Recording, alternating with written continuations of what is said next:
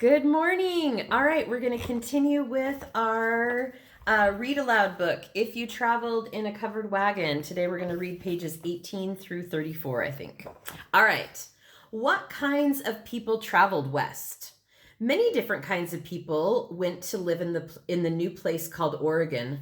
Farmers wanted to go to find new, good land. Storekeepers wanted to set up new shops. There were carpenters and bakers and blacksmiths. There were missionaries and shoemakers and artists and lawyers. There were doctors and teachers and almost anyone else you could think of who might want to try something new. You were especially lucky if people who knew many of these different things were in your wagon train. Then it was like carrying your whole town with you on a trip. Sometimes people who didn't start out with you on the trip were there when you arrived at your new home. That's because babies were born on the trip. We know about that, little Henrietta. If you had a new sister or brother on the trip, the wagon train would stop for a day or two. Yep, they did. Usually, several of the women knew how to help when babies were born. And there in the middle of the new country would be the new person. The travelers, including the new babies, were called pioneers because they were the first group of people to move to a new land and make a new home. So there's a picture. New baby coming. Just like Henrietta. There were lots of babies born on the trail. All right, next question. What would your family bring in the covered wagon? What would your family bring? Think about some of the stuff the Saggers brought, and let's see if it was the same as this. As much as you could pack in, it was necessary to leave behind everything that you didn't really need, especially if it was heavy. The oxen and horses pulling the wagons had a hard time just walking across the country. If the wagons were too heavy, the oxen could die from exhaustion. It was very important to try to figure out how much food you would need for the next 5 or 6 months you would be traveling. There was no supermarket you could go to when you ran out of supplies. So you would bring flour and yeast for baking bread. Your family would also bring crackers, cornmeal, bacon, eggs, dried meat and dried fruit, potatoes, rice, beans, and a big barrel of water. They might even have some chocolate for a special treat. If your family had cows, you would bring them along for milk and meat. We know that. They brought Bossy, right? Your family also knew that they would be able to hunt for more meat on the trail, and they would be able to find wild berries and honey and some vegetables along the way. Pioneers made their own clothing, so your family brought along cloth to sew with, needles, threads, pins, scissors, and leather to fix out worn shoes. You had to make your own repairs, so you brought saws, hammers, axes, nails, string, and knives. So here's a picture of them kind of loading up those important things. My camera doesn't like that picture up close. Sorry about that, guys. All right. For daily chores, you would bring things like soap, wax for making candles, lanterns, and a wash bowls. Many people brought tents to sleep in outside the wagons. If they hunted buffalo on the trail, they would often use the skins for making blankets. With the fur on the inside, the buffalo skin was warm and soft. It was also important not to forget medicines in case somebody got sick on the trip. Nobody forgot plates, knives, forks, spoons, cups, and pots and pans. They were kept in a special box attached to the back of the wagon. Okay, that was for easy access. All right. What was the best time of the year to start the trip? Okay, so do you remember when the Saggers started their trip? They were in late April, early May, so right about kind of now. What was the best time of the year to start the trip? That was a very important question. The answer had to be just right, or there might be many problems on the trip. The answer is that you had to start from Independence, Missouri, or nearby in May because of the oxen and cattle and the weather. Can you guess why? If you started too early, the spring rains would have made so much mud the wagon wheels would get stuck. Then you might have to spend days digging yourself out. Stuck in the mud. Also, if you started too early, the grass would not have grown tall enough and thick enough to feed all of the cattle along the way. After the pioneers ran out of hay that they had brought with them in their wagons, the cattle would grow weak and might even die from hunger. The whole trip took about 5 or 6 months. So if you started too late, you might be caught crossing the mountains in a heavy winter snowfall. This happened to some wagons. On one trip, some of the pioneers had to camp in the mountains through the winter until spring. Then, when the snows melted, they started again. Then they were able to travel on. Some died from cold and hunger during the long wait.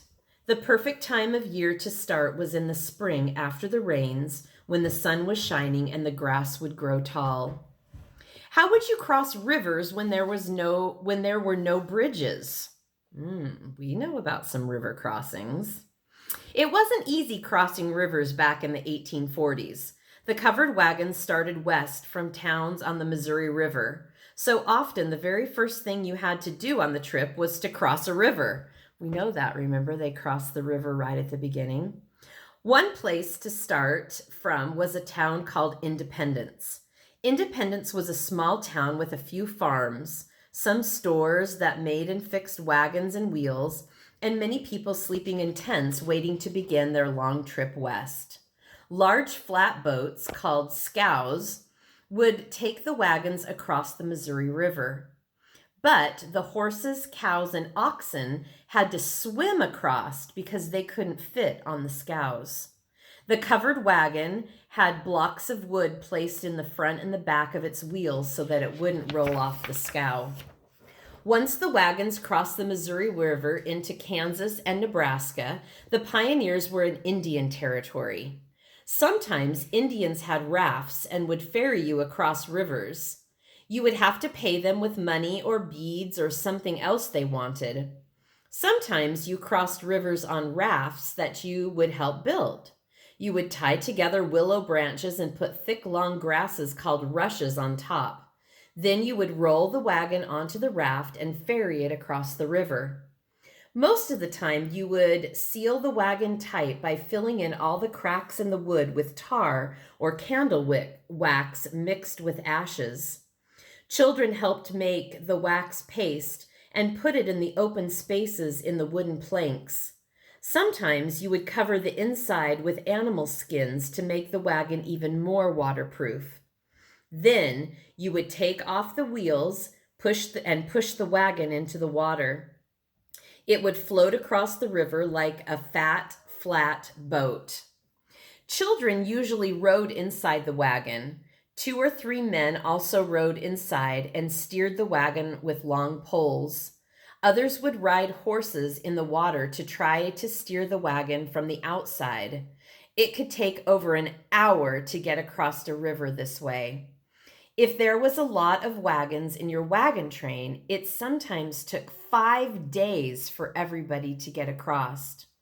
Sometimes wagons tipped over and everything inside was lost in the river. And sometimes the river flowed so fast that a wagon was dragged away and you couldn't catch it. If that happened, you and your family would probably ride with other families in the wagon train. So sometimes those boats, the wagon boats that they kind of made, would tip over. That would be really sad. How far would you travel in a day? On many days, you would travel 10 to 15 miles. If it was muddy and raining hard, you might make 1 mile in the whole day. Today, if you were driving in a car on a highway, you usually travel 55 miles in 1 hour. In a covered wagon, it might take you 5 or 6 or even 7 days to go as far as you could go today in 1 hour. You would usually have to get up very early to start traveling in the wagons. Most people got up around 4 o'clock in the morning, then when it was still dark. First, they would start a fire so that they could cook breakfast. Then they would round up the cattle and start to load up the wagons with the tents, blankets, pots, and pans. The wagons would start moving by 7 o'clock in the morning and travel until lunchtime. Then you would rest for an hour or two. After lunch, you would travel again until about 4 or 5 or sometimes 6 o'clock at night. Finally, you would stop until the next day. After 5 or 6 months, you would have traveled more than 2,000 miles. Today, that would take about 3 or 4 days in a car or 3 or 4 hours on an airplane.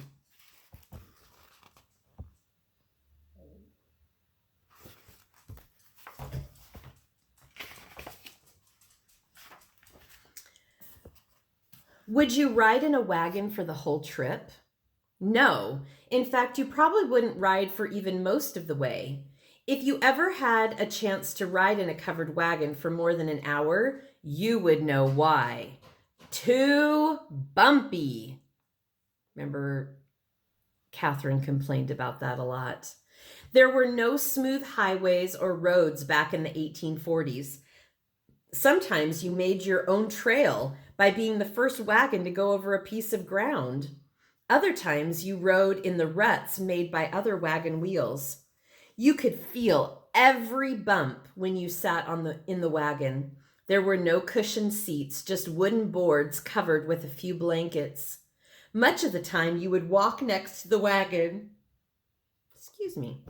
The wagons traveled very slowly, so you could easily keep up with them. When your feet got very tired, then you might climb up for a ride and ride for a while. And sometimes you might want to ride in the wagon just to get a view from up high. The drivers would often walk alongside the oxen. They didn't use reins. They would shout and sometimes use a whip. But you wouldn't hit the animals. You would just crack the whip over their heads to make them go the way you wanted. So just hard wooden benches and very bumpy. Poor Catherine. Remember how joggled she got when she had to sit back there with her broken leg for so long? What were the dangers and difficulties of the trip? One of the biggest problems was mud. Sometimes it would rain for days on the prairie, and then there would be mud, and more mud. You could sink right up to your knees in mud, and if you could sink, so could your oxen, cows, and horses. When the sun came out, most of the mud would dry up in a few hours. Sometimes, though, the wagon wheels would still be stuck.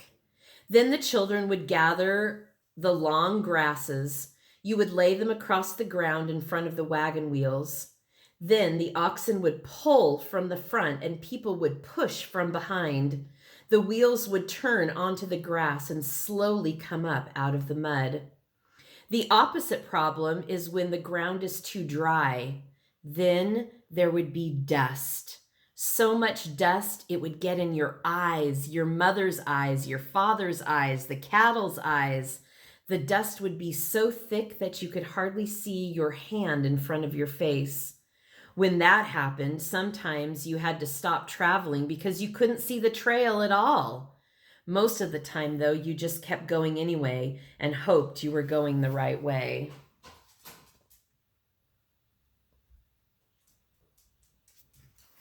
So that dust, oof. Another problem was sickness. Some people became very ill with high fevers and aches and pains. Both grown-ups and children got diseases called cholera and malaria. Sometimes they died on the trip. You would pass many grave markers by the side of the trail as your wagon went by.